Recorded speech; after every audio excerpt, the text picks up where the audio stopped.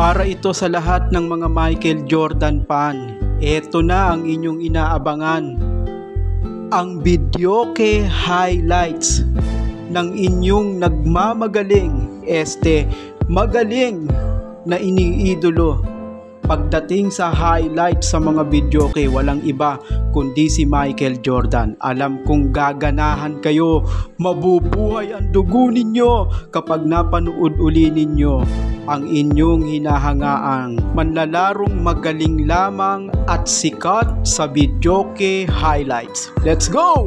Grabe namang mga galawan at salampakan yan mga idol. Tignan mo naman sa highlights napakaganda, lalo na pagka videoke sasamahan mo pa ng mga kanta.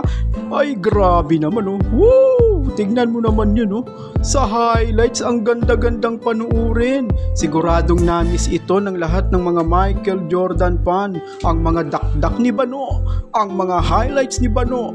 Grabe namang mag-dunk yan Grabe Wow! Ang sarap ulit-ulitin sa videoke highlights. Talaga namang hahanga ang mga Jorbanupan kapag napanood ito at mabubuhay ang dugo at buhay uli ang kanilang alaala patungkol sa mga videoke highlights na yan. Talagang ganado sila sa buhay kapag napanood uli nila yan. Manunumbalik ang kanilang mga kabataan ng alaalang lumipas ng mga Michael Jordan fan noong hindi pa sila mga panot. Ito ang kanilang hinahangaan hanggang sa mapanot na sila at makalbo. Si Michael Jordan pa rin ang hinahangaan nila. Tignan mo naman, mga panahong kumpleto pa ang ngipin nila hanggang sa malagas na dahil nagkakaedad na. Ito ang pinanunood nila, mga videoke highlights ni Michael Jordan. At dyan sila nagalingan. Kaya para sa kanila, napakagaling na player ni Michael Jordan. Kaya naituring nilang ito'y GOAT. Naisaksak nila sa mga kukote nilang baluktot. Ito raw ang best player in the world dahil napakagaling sa videoke highlights. Panuorin naman natin ang mga aktual na laban, yung hindi sa videoke highlights at YouTube highlights lang. Tignan nyo to, let's go! Eto na, salampak sala mga idol.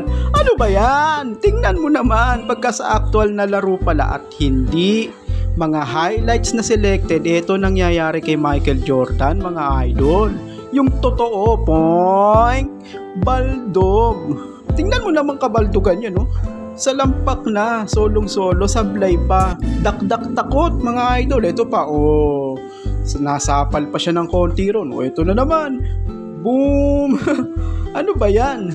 Dakdak takot mga idol. At hindi lang yun mga idol. Pagdating sa playoff, ito ang siste. Hindi ito napapanood sa mga videoke highlight, YouTube highlights. Hindi ito inilalabas talaga.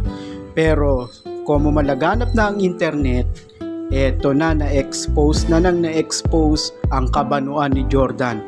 Sa playoff, si Jordan ang may pinakamaraming sablay na dapat sana naipanalo, kaso katakawan sa bola, gusto siya lagi ang titira, ayun, sablay. Playoff choker ang isang Michael Jordan. Grabe mga idol, tignan mo naman ito, lusot na nasundutan pa, wala, lelembot-lembot. Pero sa videoke highlights, ang galing-galing Pero tignan mo dito, playoff choker pala. Wala. Mga pilit yung tira mga idol. Grabing pagkabuhaya. Kawawa yung mga kakampi ni Michael Jordan. Taga-inbound lang ng bola, taga-pasa lang sa kanya, tapos siya tira ng tira. Tumitira si Jordan ng 44 attempt, 30 attempt per game. Grabe yan mga idol. So ano na lang ang ginagawa ng mga kakampi ni Jordan? Dumipensa na lang, umiscreen sa kanya, mag-inbound at ibigay sa kanya ang bola. Gaya nito mga crucial, makikita mo ang kahinaan, kabanuan ng isang Michael Jordan. Siya ang number 1 pagdating sa playoff choker, ang isang Michael Jordan. Grabe mga idol Dito makikita mo nakashoot si Jordan dyan. Pero pagdating ng mga last minute, yun na ang problema. Choke, malala ang nangyari. Eto kapag nakita ng mga Michael Jordan fan na mula pagkabata ay inidolo na nila Nung kumpleto pa yung ngipin nila, idol na nila si Michael Jordan. Hanggang sa nalagas yung ngipin nila, kumpleto pa yung buhok, hindi pa sila panot, hanggang sa napanot, idol nila si Michael Jordan dahil sa galing sa videoke highlights. Kapag napanood nila yung mga ganito at mga totoo, sinabi mo yung totoo, nako, galit na galit sila sa'yo.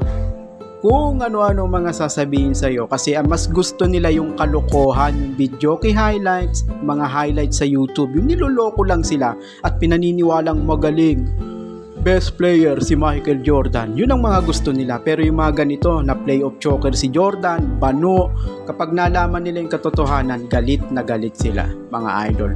Huwag po kayong maniniwala na si Michael Jordan ay napakagaling talaga dahil napanood nyo lang sa videoke highlights. Makikita nyo pagdating sa playoff, siya ang may pinakamaraming naisablay. Playoff choker ang isang Michael Jordan. May pinakamarami siyang naimi sa loob ng 15 season niya. Lahat ng mga player na nagkaroon ng 15 season sa NBA, mas maraming naimintis si Michael Jordan dahil sa pagiging buhayan nito at kabanuan mga idol. In short, hindi talaga magaling ang isang Michael Jordan. Sa videoke highlight mo lang siya mapapanood na magaling siya.